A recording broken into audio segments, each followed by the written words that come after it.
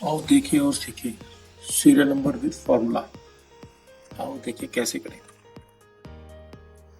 इससे पहले हम लोग अपना स्क्रीन को पूरा डिलीट करता हूँ। सीरियल नंबर में यूज करेंगे हम लोग सबसे पहले फॉर्मूला इक्वल टू सब टोटल ये लगाएंगे, कॉमा लगाएंगे, सेल का रेफरेंस देंगे और F4 से फ्रीज करेंगे। वापस से रेफरेंस देंगे, हो